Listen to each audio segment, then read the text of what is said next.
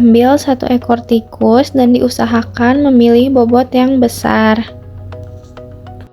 Selanjutnya, dilakukan penimbangan tikus untuk mengetahui berat badan hewan uji sebelum pemeriksaan dilakukan. Lalu, sambungkan kabel EKG ke power bank. Pemeriksaan pertama yang dilakukan yaitu pemeriksaan EKG. Tahap pertama dimulai dengan menyiapkan alat EKG dan membuka software data logger pada komputer. Selanjutnya, tikus dimasukkan pada alat pemeriksaan EKG. Setelah dilakukan penimbangan, tikus dibius menggunakan kloroform hingga hewan berada dalam kondisi lemas atau tidak sadar. Tahap berikutnya yaitu pemberian krim EKG pada setiap kaki tikus untuk membantu menghantarkan impuls listrik menuju elektroda dan mengurangi gangguan sinyal saat perekaman.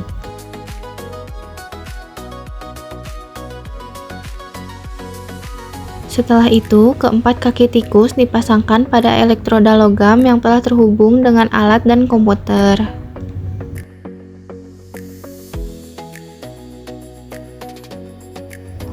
Setelah seluruh elektroda terpasang dengan baik, proses akuisisi data dimulai menggunakan software data logger hingga diperoleh gelombang EKG yang jelas dan stabil.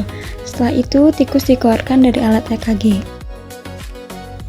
Kemudian, cek hasil data gelombang EKG yang sudah didapatkan di software data logger.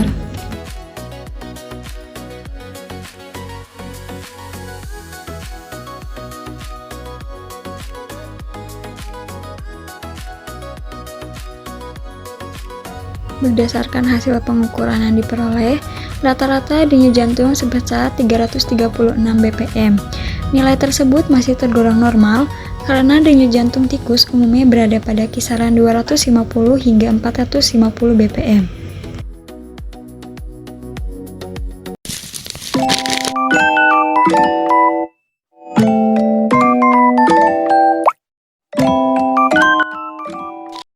Setelah dilakukan pemeriksaan EKG, selanjutnya dilakukan pemeriksaan tekanan darah menggunakan alat koda yang telah terhubung dengan komputer. Tahap pertama, tikus dimasukkan ke dalam restrainer atau tabung penahan. Selanjutnya, pasang kabel ke alat pemanas dan tutup restrainer menggunakan kain penutup restrainernya. Selanjutnya, membuat file untuk menyimpan data hasil dari sistolik dan diastolik.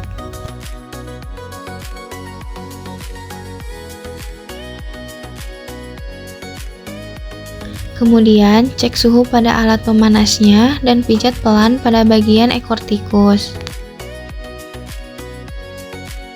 Selanjutnya, cuff atau manset dipasang pada bagian ekor tikus dekat dengan pangkal ekor untuk membantu pengukuran tekanan darah.